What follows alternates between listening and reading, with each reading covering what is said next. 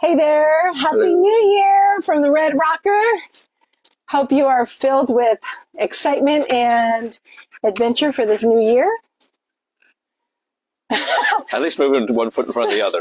Yeah, some of us are just glad that it is a new year and try and leave some of the stuff in the past year that was difficult behind us. So today we're going to talk a little bit about the impact letter and restitution letter. And these are the steps that follow on a full therapeutic disclosure. And just to recap, remember, a full therapeutic disclosure is where the unfaithful sits down there and writes down everything that they've done in their basically the whole life of sexual stuff. Mm-hmm. So, and then they with a therapist, with a professional. Yep, and they read that to the betrayed, and it's highly recommended that it's done with a it's not done. A polygraph person is involved, where they actually read it to the polygraph person before they read it to the betrayed. Oh, I didn't know that. Yeah, it's not during; it's before. So. Really? Yeah. Huh. Okay. Because remember, the idea is for them to get past it. So they want to read, the polygraph person wants to ask questions and everything. Because their job is to help them remember everything. Huh. Okay. Okay. Well, you can't do that with both there. So. Right. Mm-hmm. Okay. Okay. So. Learn something new. So after that, there's two more steps involved. Mm-hmm. The first one's called an impact letter, which is written by the betrayed. And it's hard. It's really hard. It was very good for me to write it out, and it was 3 years later.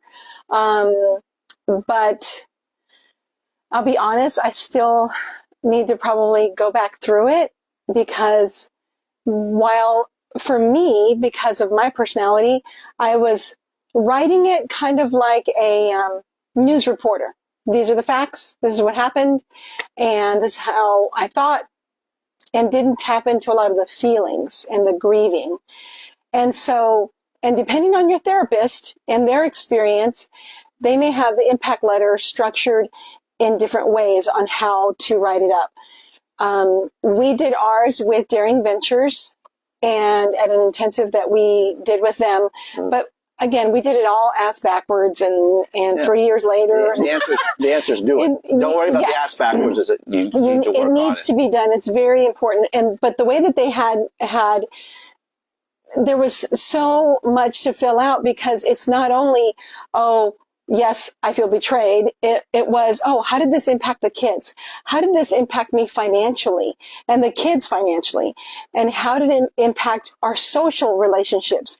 How did it impact, we have adult kids now. It was just. And so that's all the stuff the therapist is helping you go through, right? Yes, it's a form that you're kind of writing, and, writing it chronologically, kind of what happened. Like I had to put, and it really was very good, because it helped me figure out, oh, he was, in the timeline, he was doing this when I was pregnant with this kid, or, oh, that means that when I delivered this baby, he was watching porn then. And so it helps to make some sense, because what happens is, and I think it's Jake Porter that talks about that when a betrayal happens and trauma happens, it's like all the files in our brain are like a file box, and they've just been thrown all over the floor. And so what your brain is trying to do is to put them back in order and to figure out. Make sense of everything that's right, make sense of it. That's part of trauma. And so writing the impact letter really helped me to really look at all those aspects. And it really sucks. It is really hard to look at everything and how it impacted our entire lives for 29 years. I'll be honest, I still haven't grieved and processed all of it. It's a lot. So it is good to do with a therapist and take your time and write it all out, and not just go through the motions and check the boxes, because that grieving is what needs to happen for healing. So I've hindered my own healing process by stuffing and not processing. So that's kind of the next step, is the impact letter for the betrayed, to write out all of the ways that, and if you Google, I didn't try this, but if you Google impact letter for betrayal or something, you might have some of those blanks you're supposed to fill out. I don't know. But your therapist will have their process and their way of doing it. They all, if they're APSAT trained, they really should have that. So hopefully that they can guide you through that. Then the next step, after you read that out to your spouse. So the impact letter is read by the betrayed to the unfaithful. Right. So. And then the next step is for the unfaithful to write what's called a restitution letter. And it's a response to what's in the impact letter and how they felt and what they're going to try to do. And, it's like it says, it's restitution, what they're going to try to do to make up. And they really can't. But what they're going to try to do to improve the situation. And once again, that's also done with a therapist or a coach that's qualified. And the idea is to write down whatever their plan, what they're going to do, an understanding of that it hurt them a whole bunch. Yeah.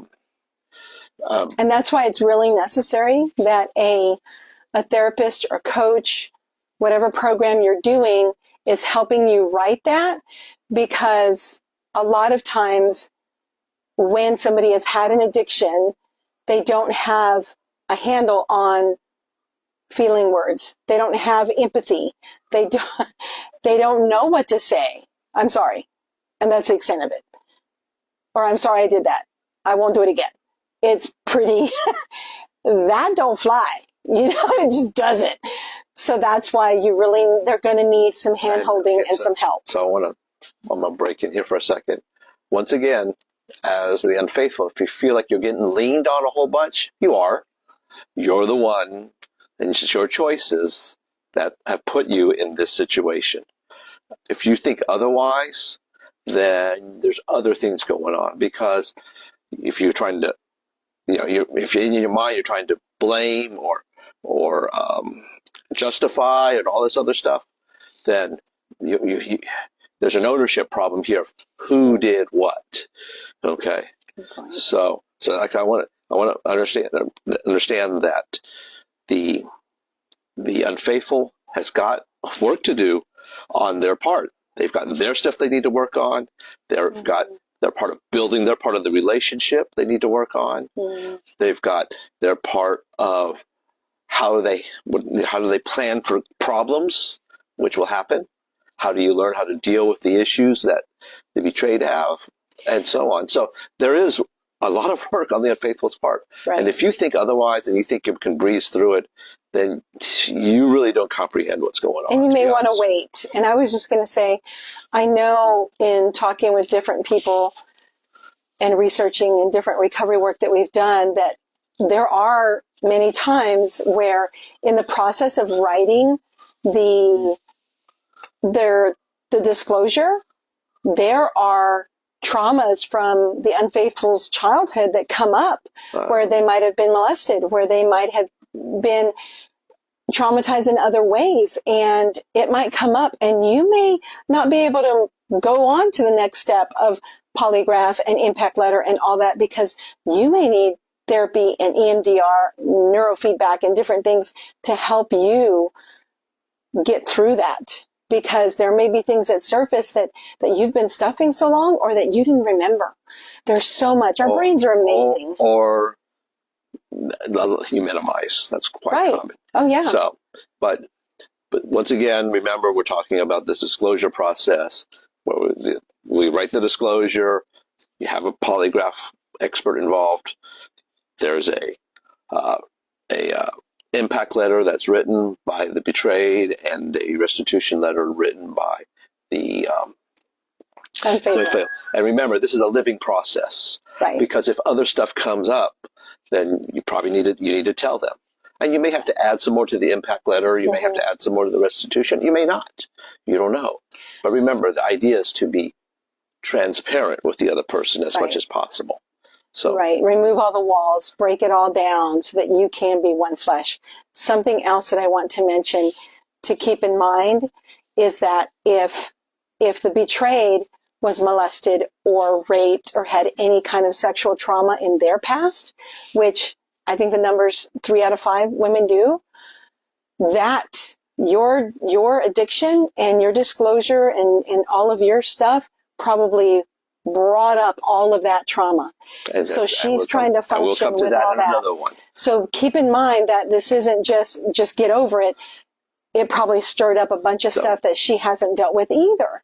And so that's where both of you seeing professionals to help with these things is really necessary. And we'll talk more later. So, alrighty. All right. Y'all have a good day now. Have a great New Year. Bye.